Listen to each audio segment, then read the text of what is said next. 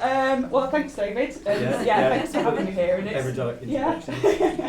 it's been lovely to have those first two talks. I was thinking, listening to Beth's lovely deep plunge right down into the beginnings of things, those lovely swillings of liquid material turning into stone, and then Helen's remarkable talk about the very kind of present human use of that. And I suppose in a way I'm going to be a kind of floater between those things, moving up and down between the layers. I'm an artist and an archaeologist, so I suppose in a way my way of seeing the world is very much to do with things that are invisible and things we can't see. And I find it totally fascinating the way we learn to read these things. I was thinking in Beth's remarkable knowledge of those layers and being able to identify all those different things and see in those different things huge processes that we all find quite hard to imagine because we don't get to see them ever. How do you imagine hot magma and the effect of those different rocks meeting and the crystals forming into needles? It's amazing stuff.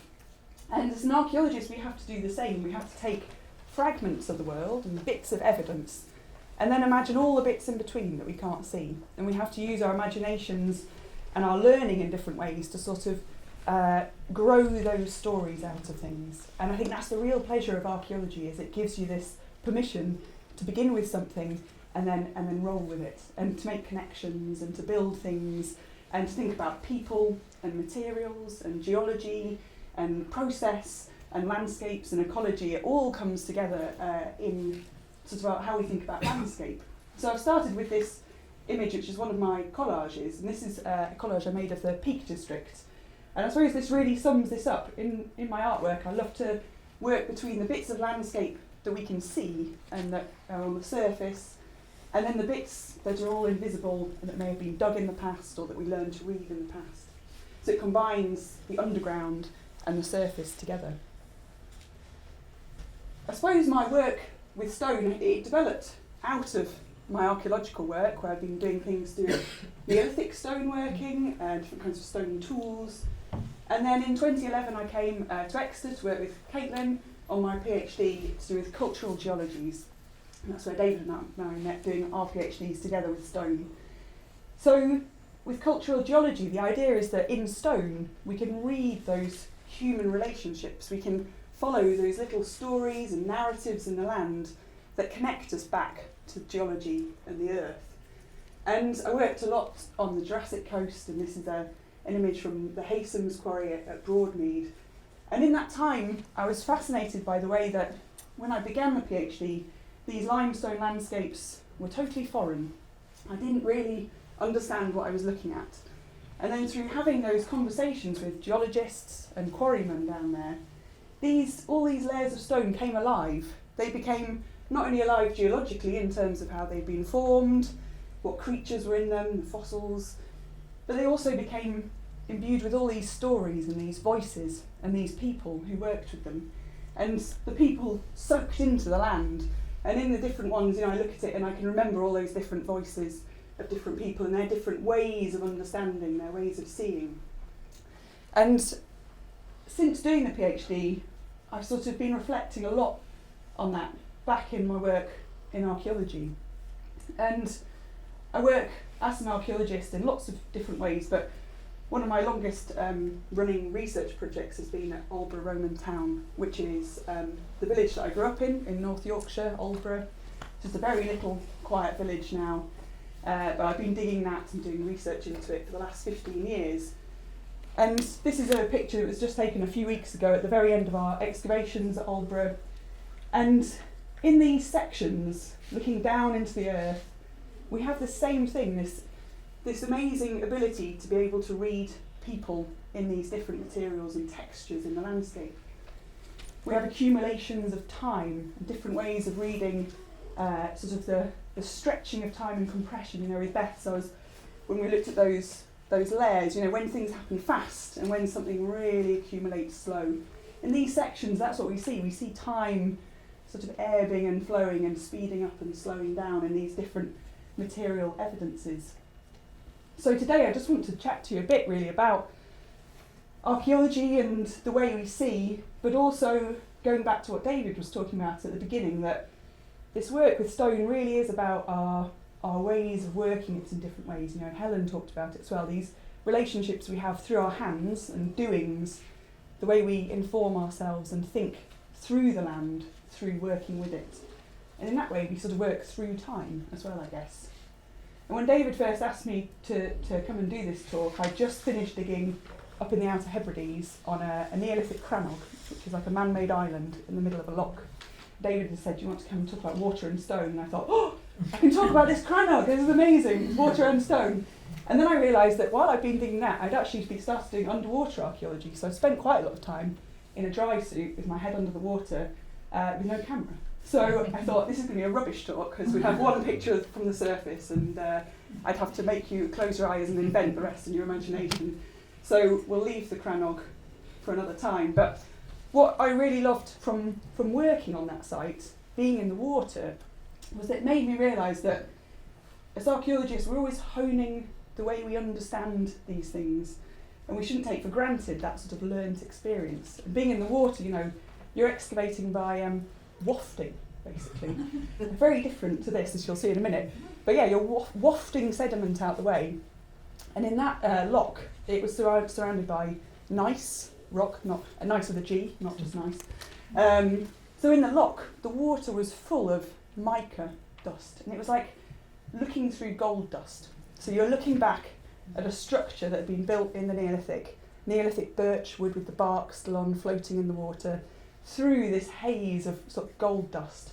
And I just thought, these are the amazing moments in archaeology that give you this insight into something in the past, but through the mixture of the geological, the ecological, all sorts of things like that.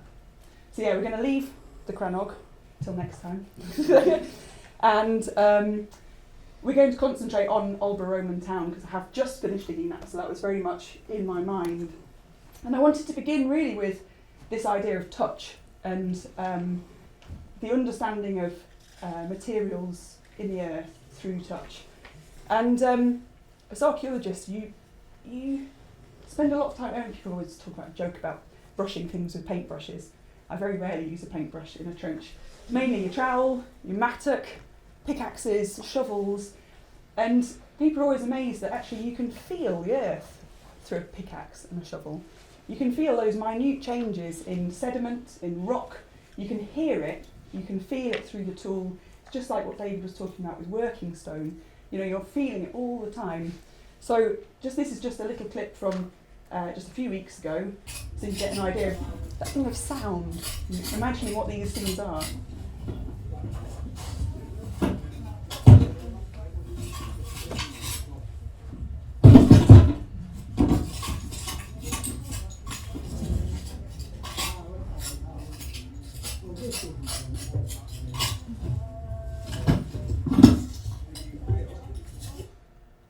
So that was digging a very crunchy, we call that the ginger nut layer. Very nice, crunchy, crispy, very ginger, yeah, everything gets related to food in the trench.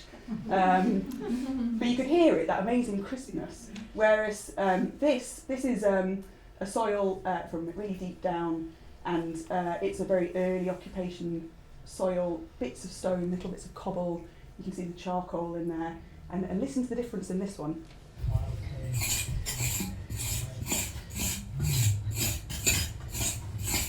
This one was like howling butter, it's beautiful.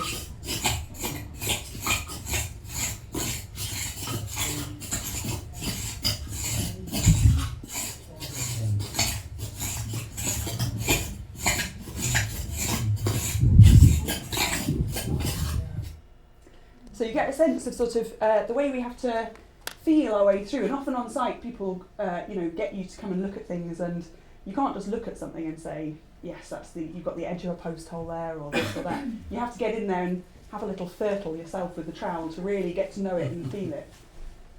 So Alba is a Roman town. It was established in North Yorkshire, just near York, and our theory's been that it started as a little trading settlement very early on in the Roman period, around 70 AD, and it runs right through the Roman period and through beyond when the Romans have left into the 5th century.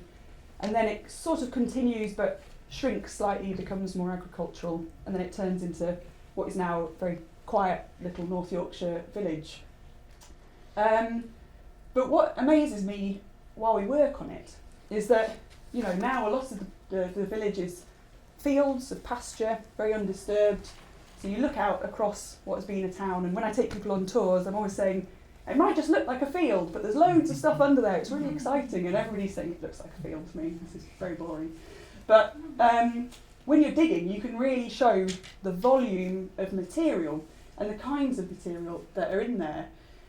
This is a picture looking down across a very early street surface where they've used cobbles and then crushed up red sandstone, which is the local Triassic red sandstone, and lots of gravels and grits, and you can see these big post holes dug in and another big post hole at the end with the cobbles around it to pack the post. And these materials are all brought in from other places in the landscape. So the red sandstone is all quarried locally, the river cobbles are brought up from the river, same with the gravels. But the more we dug this site, the more I became aware that these are huge quantities of material. You know, it's totally changing the landscape, not only the landscape here, but also the landscape where all these things are coming from.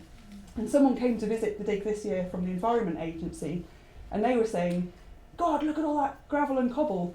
The river will have never been the same after that, with that volume removed. And I never really thought about that before. I've been thinking a lot about the quarries, but you know, you suddenly think a river has been changed by creating this town in here. But you also get different sorts of building materials as well on the site. So this is an old wall foundation running through, these guys were all digging. And within that wall foundation we found 11 horses' heads and 3 cow skulls, all facing the same way, so they're all facing this way down. And they've been used, packed along the wall foundation. And the Romans often did this, they buried animals sort of along walls, in doorways. There's lots of things to do with beliefs about the natural world, keeping animals close. But what was really interesting was that sort of relationship with the stone, and the way, when we first started digging it, the bone looked a bit like stone. You know, the way you looked at it and you didn't notice, you know, when you first looked at that, until you get your eye in, you don't notice it's all horse skulls and teeth in there. But it also sort of gives an idea of this idea of what we think of as a building. You know, it's we think of buildings as being made of stone, of timber, of turf, but actually in this case, you know, it's also animals, it's life. And what I really loved about this was the way this group of students became totally attached to this section of wall and these animals, and they followed them through every stage of the work with them, from sort of digging them to doing all the flotation to get seeds out of the skulls and all sorts. The other amazing thing about getting to dig archaeologically that really struck me about Aldborough this time was also the way that it's a bit like doing sculpture in reverse. The sculpture's already there, waiting to be found, and you're gradually carving it out of the earth.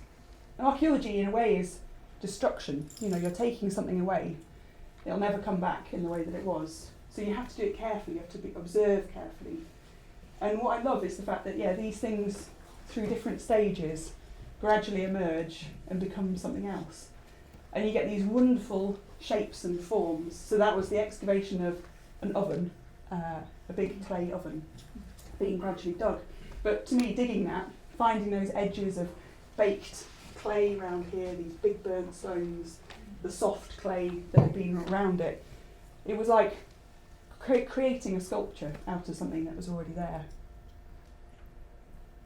And the other forms on site, you know, it's very beautiful, and you're always trying to find meaning in it. And you realise when you take tours around the site that I know every single bit of this site, every year we fill it in and then we empty it out again, and I'll see a little corner of something and think, oh yeah, that's that lovely bit of red sandstone with those little mottled black bits in it. I remember that so clearly from last year. You become really, really attached to it because you've spent this time very carefully digging it and spent time very close up to it. But you begin to read all sorts of things inside it. So this area with what someone called the leopard print rug in here, is actually the bottom of a blacksmith's workshop, so you can see all the black deposits. It's just getting down to the floor surface where things have sort of rocked into the bottom. And then up here, we've got part of a hypercourse system and floor surfaces. So it's a bit like that. We were talking about things going from confusion into clarity. On archaeological sites, it's the same. When we started digging this, there's a lot of rubble, a lot of just stone, bits of stone. We had to work out what is meaningful stone and what are bits that have just ended up being there. And gradually, as you go down, things get clearer and clearer and clearer. And this was the last year that we dug this trench. This is 4 years worth of digging. And this year it was beautifully clear what things were, what they meant. They sort of made sense in your head. And you just begin to read lots of different things, those different processes. So things that we're talking about with the formation of the rock, you learn to sort of see different things happening. So on this side, this is a street going up the side here. And they'd built a wall of a house next to a street, this one going up the side here. And they built it over a really big old pit, massive pit. So you can see that the wall has started to fall into the pit. And they've thought, bugger that, I'm not going to rebuild that wall like that again. So they built another wall here, and they've put in the most almighty foundation of bits and pieces of stone before they built the wall. So you get to see these lovely thought processes and human reactions to things within the stone. And at Alba particularly, the sections are really, really good. So we use the sections, the edges of the trench, almost like the cliffs in geology, to be able to look into the site and think how things relate to each other through time. And what's been really interesting now that we've gone from the very top of the trench, so we've gone from the present, we've gone right down to the bottom to the natural geology at the bottom.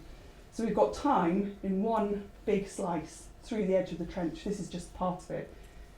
And you can see in this one little part how complex some of those things are. Different layers of accumulations, of dumps, of deposits. And what I found amazing this year looking at all this was that you get that shift in time. You get some things which have happened over a really broad period of time. We can say that was happening in the 2nd century, or this was happening between, this 50 years maybe. And then suddenly you get into a bit where things happen and you can see real clarity. And in these layers up here in the dark, I don't know how well you can see them up near towards the top, that's part of that blacksmith's workshop. And in the blacksmith's workshop you can see deposits of rake out from the furnaces, and which are black, and then they've dumped sand and animal blood mixed together, compressed it down to stop the risk of fire, carried on working, then raked out more, beautiful black burnt layers, and they've done the same again and again and again and again. And it begins to look a bit like one of those really fancy cakes they sometimes have to make on the bake-off, where they have to do those million layers. And so what you're seeing is vague time, 50 years, maybe a century, and then you're seeing months or weeks just in the stratigraphy. And that is really, really rare and really beautiful to be able to see in one exposure of time. And the stone sort of sits within that. You can see in this section on the side, there are elements of the stonework coming through, mixing with the earth and the different kinds of sediments. And we have to read those different things.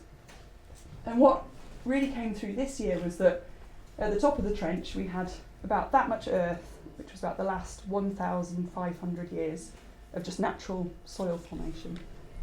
Then we had 2.5 metres of town, and that's all that stone, different kinds of building materials, gravels, cobbles, being bought from all around the landscape. 2.5 metres. This is just a trench that's about 12 by 12 metres.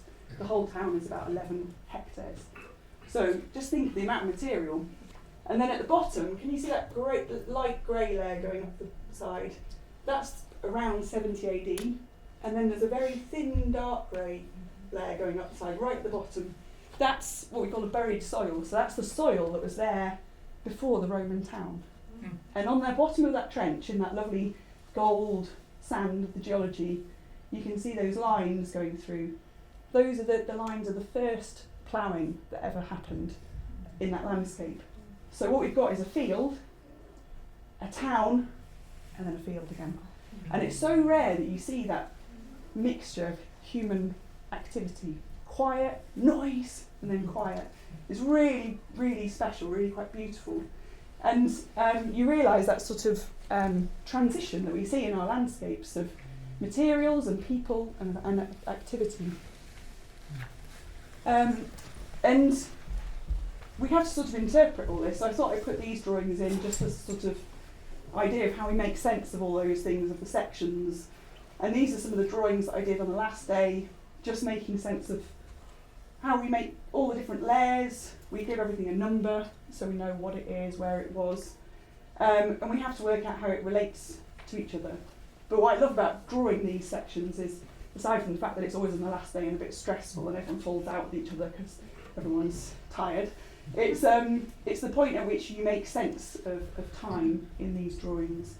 And the stones become sort of alive in a way. You're trying to show the difference between these different layers in the characteristics of stone and earth.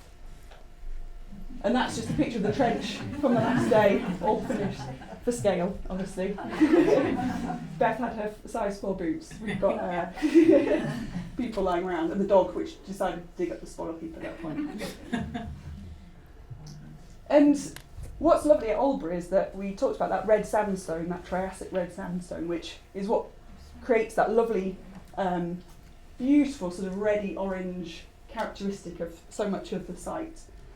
It all comes from local quarries, and this is a quarry that it was a Roman quarry originally, and then the Victorians extended it, used it as a quarry, and then also used it as a sort of arboretum walk. So it had amazing ferns in it. You can see they've cut these little niches in around, made it very atmospheric.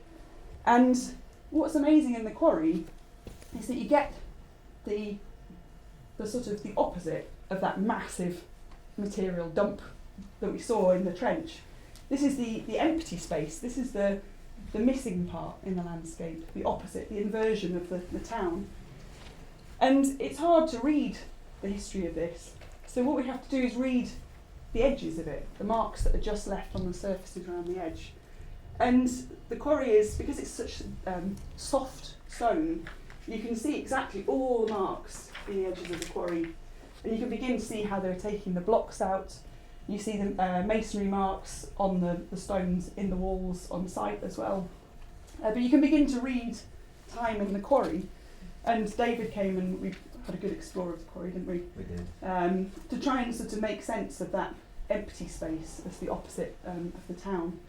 And David and I ran an event to get the public interested in that stonework and to understand where those things had come from, but also the sort of the human animated side of stone, you know, the amazing noise and rhythm that you get of the stone working, the sounds of different types of stone being working. David's working on a bit of red sandstone.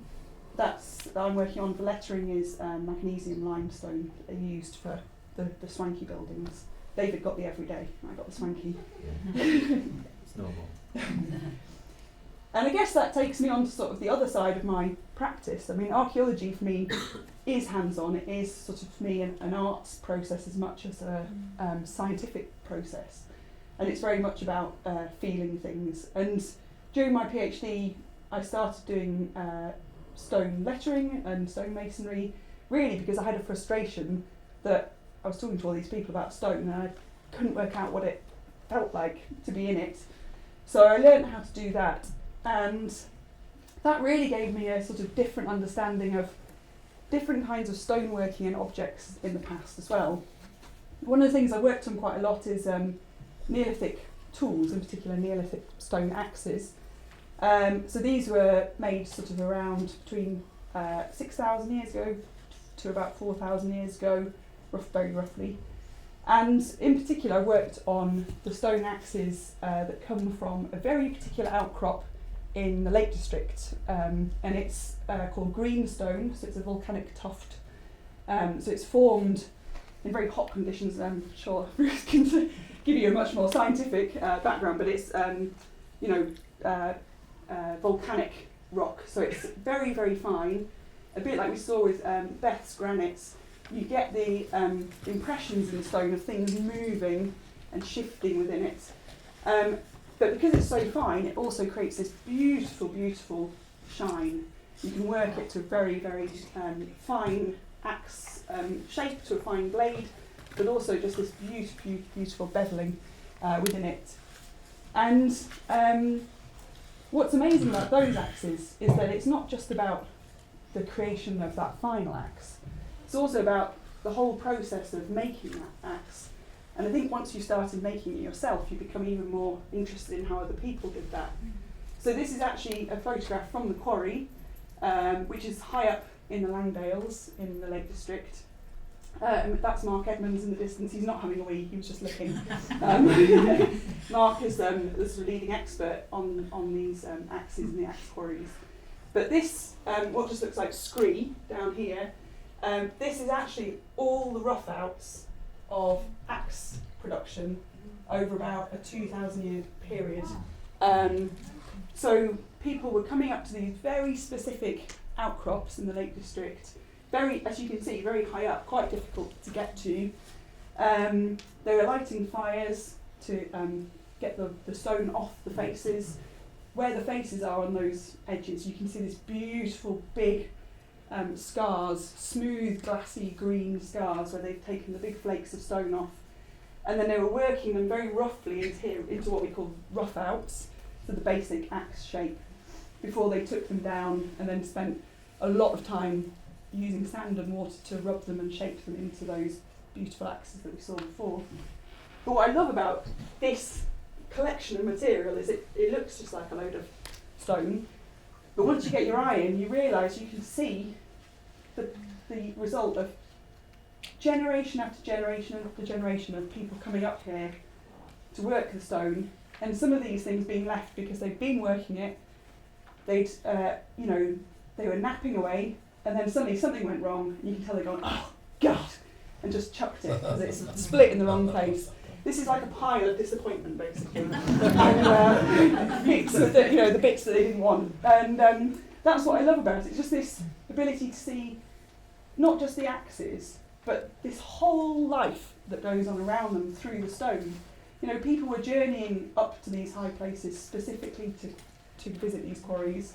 They were very special places. These axes, the greenstone axes, they found in a lot of very particular archaeological deposits around the country and on the continent. They really travelled, and sort of meaning was imbued into those objects because of where they came from up here in the clouds, basically. It travelled, their geological origins travelled out with them in that axe. And so when you go and see things in a museum, this is the beautiful axe wall that was in the World of Stonehenge exhibition last year, if any of you saw it. Absolutely one of the best things in the exhibition, just because look at all that geology, look at all those origins and lives and potential stories, but also just look how beautiful they are. You just wanted to touch them. And this is the collage I made after working with the National Museum of Scotland on their stone tool collections, and I was fascinated with them. They've got these drawers, and each drawer is a different area of geology from Scotland. So they'll open one bit from Aberdeenshire and they pull it out, and it's all kind of orangey, and and then they open another one from somewhere else and it's greys and blacks. And I was fascinated by the idea that these weren't just drawers of stone tools in the archives. These were drawers of place and landscape sort of captured in that. Through these things you really have, they're not just objects, they're processes of people's connection with place and people's connection with materials as well. And I think that really kind of gives us a different way of looking at stone in archaeology as a whole, and I've just been at Avebury and Stonehenge in the last couple of days doing work, and I was looking at the stones at Avebury and thinking, whoever put those stones up, they were sculptors, they were artists, they are beautifully chosen bits of stone, and whatever you believe about them, they remain completely mesmerising. You watch where people have walked, and people just, there's something about particular stones that people head for. There's very particular something about those stones, even if we can't put our finger on it. And I think that's the wonderful thing about archaeology. Sometimes it's just about this little fleeting sense of something in the corner of your eye that you're trying to catch. And you can't always articulate it, but I think in stone we just see that ability to travel between scales. We can look at scales of landscape, really wide geological things, down to tiny things. We can look at scales of time, we can look at people, we can look at ecology. I mean, the lichens on these stones were absolutely amazing. I think that's my new favourite obsession, actually.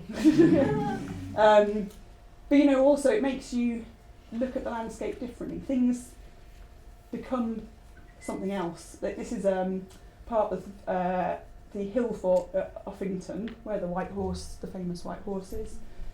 And this is just a path through the chalk that's been cut in through lots of people travelling that same line through the ramparts. But to me, that is just sculpture. It's just beautiful. You know, not only have people crafted from the land using antler picks and cow scapulas, shoulder blades, they've dug out these enormous ramparts and piled the chalk up. But also today we're still crafting these little parts of it through just walking back and forth through it. And I think, yeah, it's this ability to read these stories, to move through time, that just makes working with stone and with earth, in archaeology or geology, it's sort of our stories of the earth really, and people in the earth. So yeah, I'll finish there. Thank you.